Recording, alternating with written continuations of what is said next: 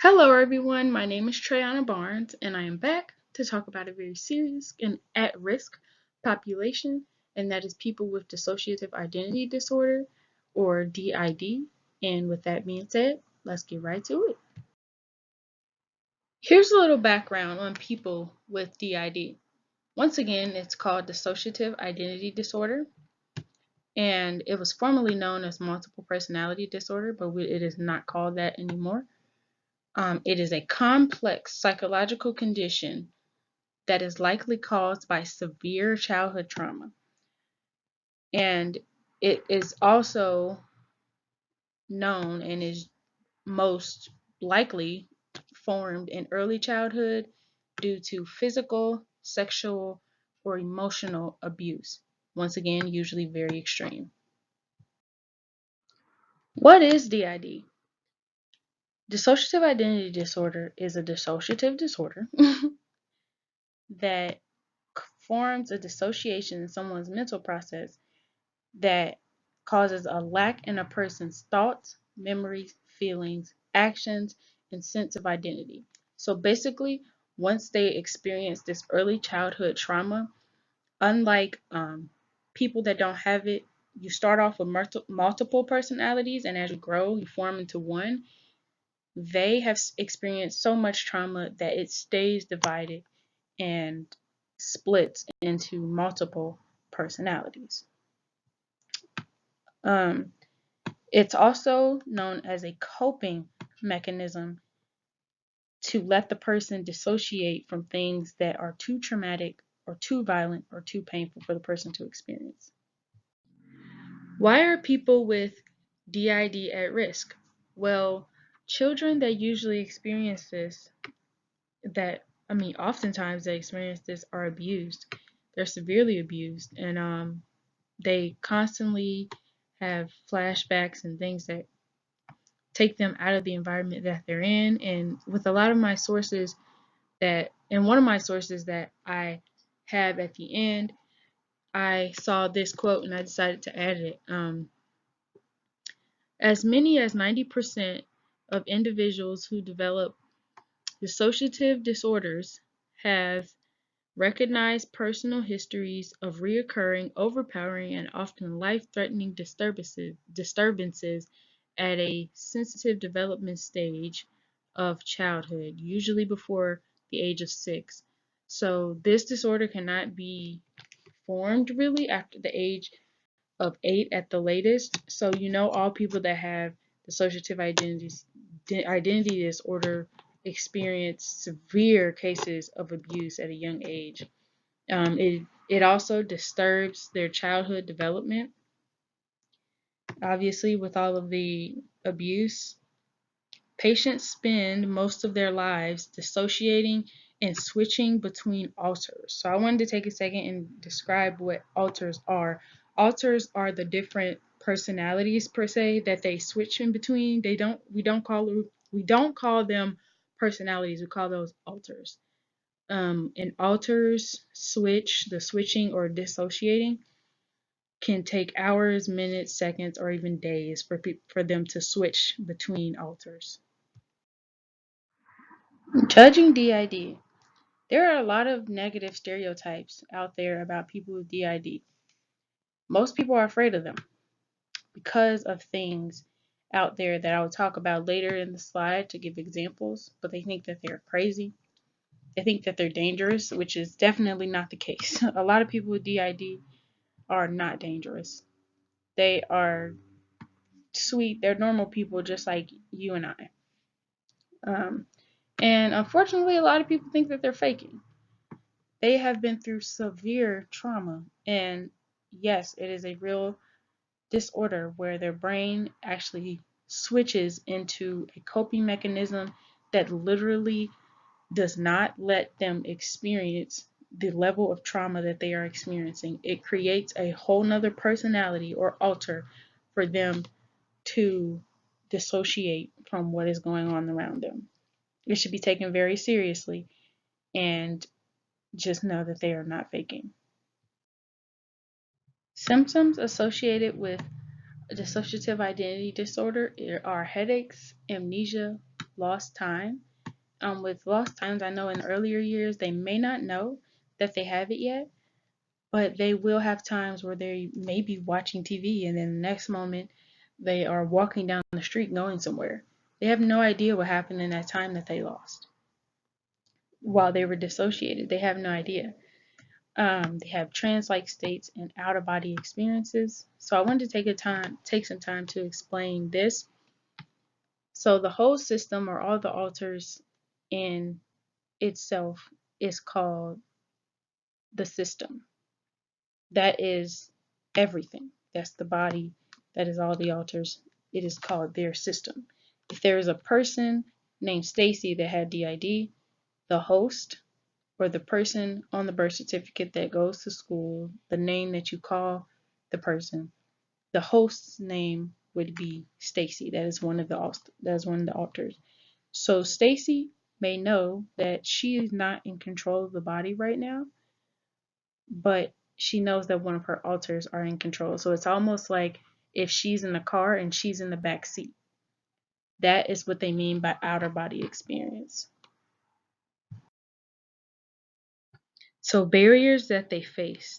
A lot of them face depression because of one, what they've been through, and then not having control over this condition that they have, of constantly switching alters, of constantly re-experiencing the trauma and things like that. Being misunderstood it can cause depression. They have mood swings, suicidal tendencies, sleep disorders, anxiety, panic attacks, and phobias.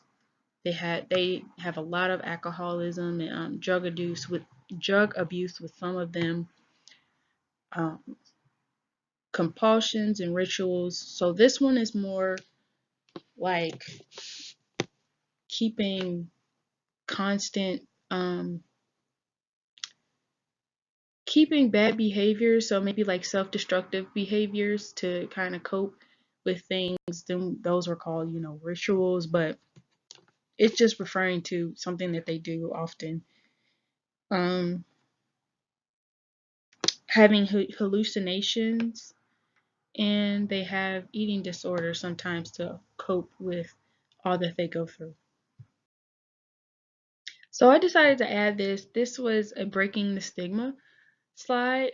These were just a couple or a few famous celebrities that have struggled with DID. Needs for this population. People with DID need a ton of support. Just understanding that what they're going through is one, not their fault, and they're not faking. Understanding that they will not hurt you, that moments where it seems like they may be out of it, they may just be switching from the alters, or they may just be having a bad day, and that's okay. They need talk therapy. And I watched a video on this through one of my sources that I pointed out at the end, and it was nice to see the woman. She had DID. Once again, suffered severe trauma as a child, and it was nice to just see her be able to be free and talk about what she's been through with no judgment and be able to get some tips on how to handle it. They need cognitive behavioral therapy, family therapy, because a lot of us don't have it. It's a very rare disorder. It's great for the family to join in therapy as well and just understand what how to support their family member in this way, in whatever way that they need. And they also need psychotherapy. Resiliency factors. I saw this in one of my sources that I pointed out at the end. They talked about how people with DID have an ability to create a happy brain, even though all that they've been through and all of the trauma that they've experienced, which is absolutely unbelievable, they still have this ability to have a happy brain. And once again, I keep saying it, you hear it throughout the video. They have the ability to switch between alters. So whatever they cannot handle or whatever comes that is hard, they kind of have a team, or once again like that system of people that can help them get through and just make it through tough situations.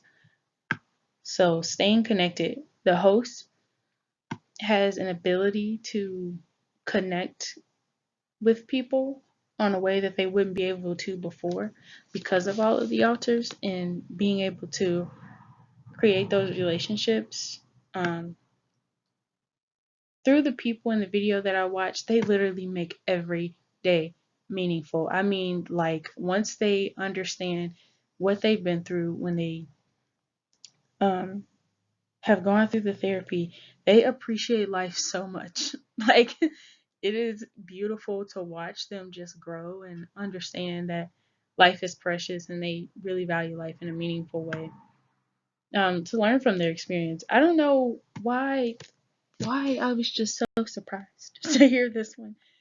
Authors know each other. They know each other very well.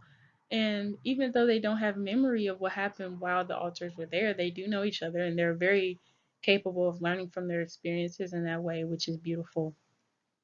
Um, Remaining hopeful. They had this ability to remain hopeful and be resilient through anything because of their alters and their system and leaning on each other, and they understand the value of support and care through how they treat each other. Um, Once again, they take care of themselves. They teach the value. If you ever look up a video of people with DID, just look at how the alters take care of themselves and take care of each other. Very resilient packs of people, packs of alters, sorry, and they have to be very proactive because of what they go through and the misunderstandings. Events that have affected this population. So once again, there are so many negative stereotypes about this group. In the media, there has just been movie after movie that portrays them negatively. For example, Split, that came out in 2016, where they had a whole alter that was a beast, and he climbed walls and was. I've seen this movie. The beast was nothing to play with, and that was kind of. I yeah, that was not a good depiction of people with DID. Movies like Glass that came out in 2009, Identity. They literally have a movie called Psycho that came out in 1960. I am offended by that title and I don't even have DID.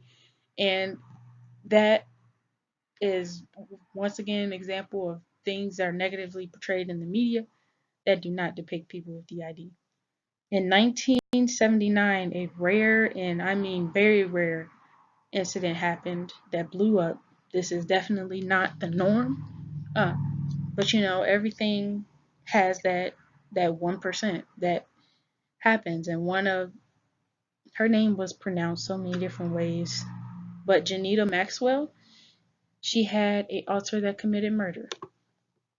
She beat a 75-year-old woman with a lamp. She was a maid.